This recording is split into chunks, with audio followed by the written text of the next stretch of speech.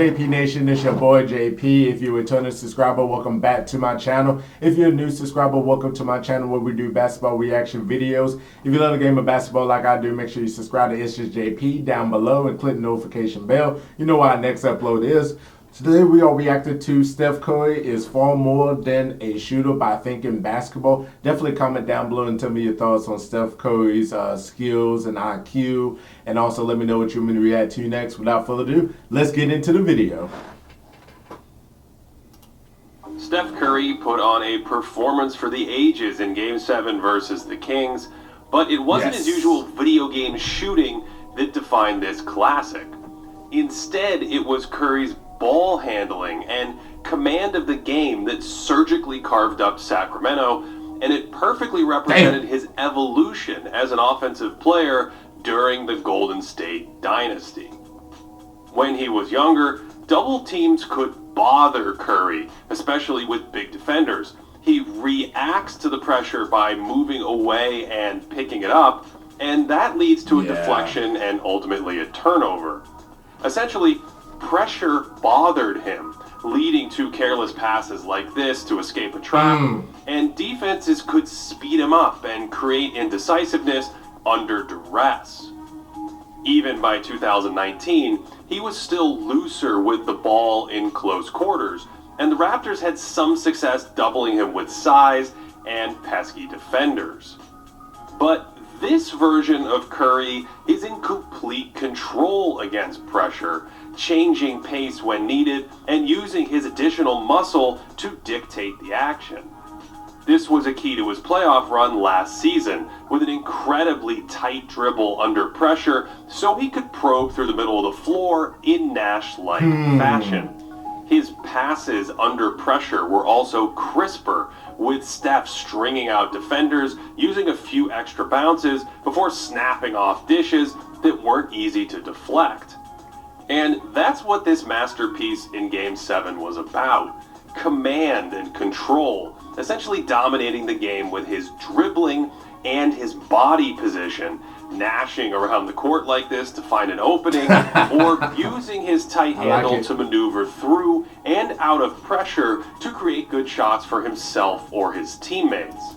Facts on that one. Now, that was a great series between the Kings and the Warriors going back and forth. That Sacramento Kings team, their offense is just so dynamic last season. I can't wait to see them this season, though. But it was not enough to put down Steph Curry and the Warriors, and Steph had a game for the ages. Like, you just watched him, and you just so marvel at what he did, and it was amazing. I must say, it was amazing.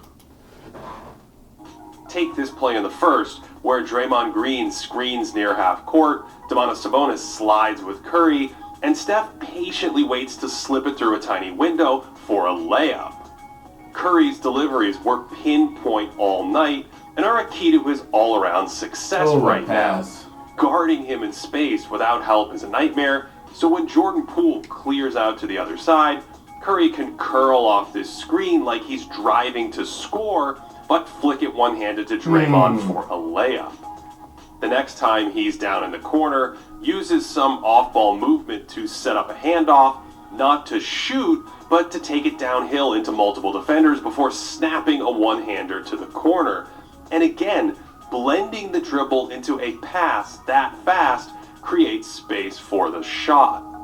Steve Kerr started this game with a wrinkle based on these quick one-handed passes, with Curry running pick and roll, only to whip it to Green, who then hit Kevon Looney for the dunk.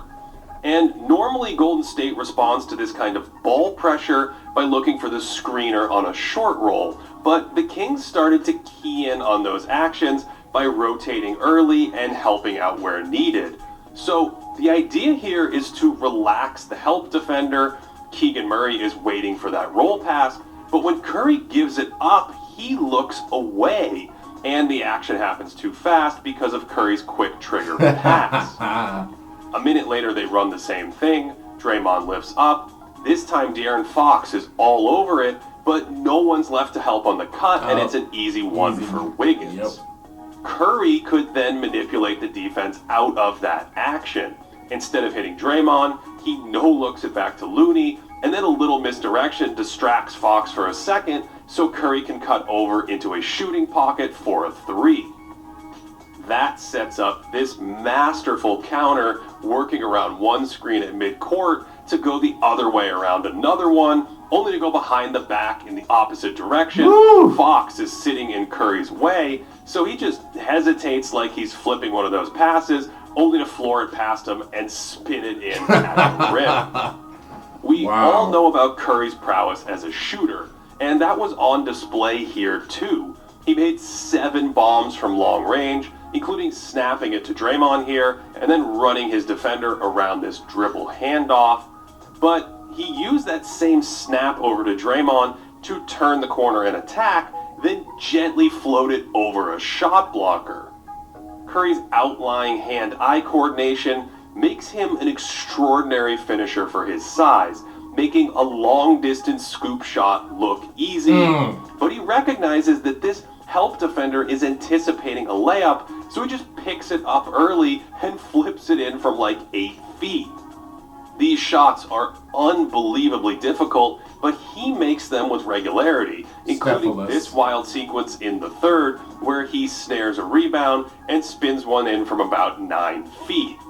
Of course, the possession before that was even crazier, driving into traffic and underhanding this witchcraft while falling down. Steph hit a career-best 13 two-point shots in this game, and even on a play that looks like a vintage relocation 3, Andrew Wiggins forgets to set the screen, Curry recovered and kept dribbling with just one hand to drop in this 17-foot floater. What on earth? And I keep coming back to his ball handling in this game because we're used to Curry working off ball, but he dominated the game on ball. And despite possessing the ball for a whopping 51% of the time, way up from his typical 33%, Curry finished this game with just 1 turnover. Wow. I think this is a direct result of his tighter dribbling and added muscle on his frame, strong enough to rip through contact like this and finish into traffic. His sturdy handling and broader shoulders work synergistically, moving into contact like this while staying perfectly balanced to shoot. Steph is simply just the puppet master now, in control of his body and his moves at nearly all times. And in this game, it almost felt like his threat to drive set up his outside shot. A younger Steph Curry would avoid contact and bend with pressure, but today he'll seek it out, using his body as a shield or driving right through opponents. A younger Curry would wear down late, his balance wavering like a breeze could blow him over, but today he's just in complete control, probing around defenders like he has a force field surrounding the basketball. So, fittingly, he dominated this Game 7 with his dribble, dancing into open shots like this more than maybe any 50-point game in league history. Fox pressures him out near half court, so he protects behind his back. Then he attacks 2 defenders to set up space for a step back, only to cross Fox over into another little pocket around the screen, and that just rims out. And fittingly, his half dollar culminated in a Bob Cousy exhibition, dribbling through 4 Sacramento defenders while practically scraping the floor to punctuate this incredible performance. The younger version of Curry was quicker than the 35-year-old we see today, and that springiness may have even made him a slightly more effective shooter back then. He was certainly light years ahead of a slower league that hadn't fully adapted to his range yet. But he's made up for that loss of quickness with guile, increased strength, balance, ball handling, and an incredible command of the game in a playoff setting that allowed him to dominate this game on the ball and become the first player in NBA history to score 50 points in a Game 7. Man, great points by thinking basketball. Just talking about just Steph Curry's evolution how like he was so scared of the content and the pressure, of the double team was just not working for him. He just kept passing the ball and turning it over, and it wasn't good. And then he built up his body, and then his ball handling is more title. And whenever a double team comes, he knows what to do now. That's the evolution in itself, the maturity, the improvement of Steph Curry. And yeah, his IQ is so crazy because he can destroy you without even the basketball. But you see in Game 7, he had the basketball in his hands and was putting on a show and was hitting 3-point shots on the ball. And he could kill you off the ball too as well. And, he's the best point guard in the NBA right now. He's the second greatest point guard of all time, in my opinion. But he is the best point guard in the NBA, though. So he is phenomenal, and you just see what he does. It's unbelievable. It's really unbelievable. So I'm excited to see what he does this season, though, and losing quickness, but gaining like more IQ is great. I can't wait to see what he does with Chris Paul this year.